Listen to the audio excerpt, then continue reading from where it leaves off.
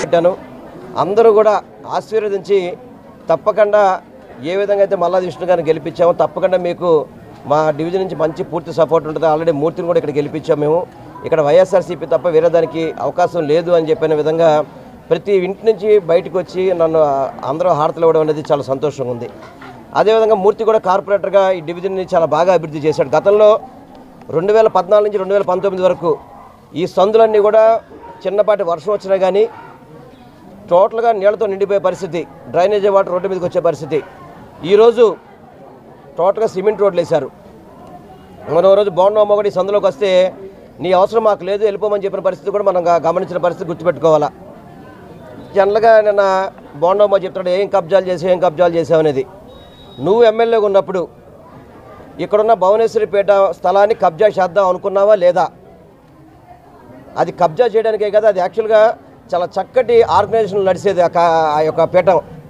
ఆ పీఠాన్ని దోచుకుందామని చూస్తే ఆ రోజు సాక్షాత్తు స్వరూపానంద స్వామి గారు వచ్చి ఇక్కడ ధర్నాలు చేశారు.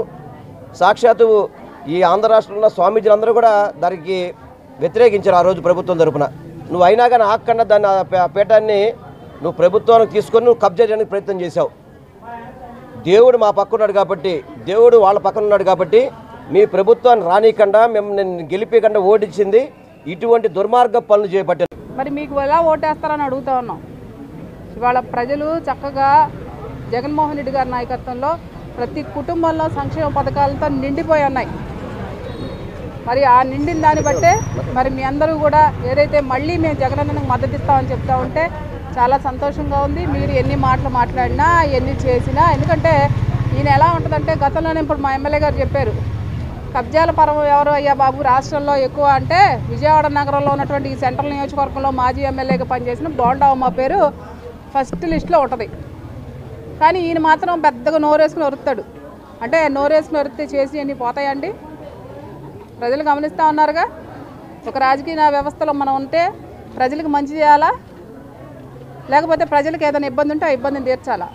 నువ్వు ఈ 5 సంవత్సరాల కాలంలో ఎప్పుడు కూడా ప్రజలను పట్టించుకోలేదు. ప్రజలకు ఇబ్బందులు వస్తే నాకేముందిలే, నాకు ఓటేశారు కదా, నా పని అయిపోయింది, వాళ్ళ చావాళ్ళు వస్తారని చెప్పి ప్రజలను మభ్యపెట్టావు.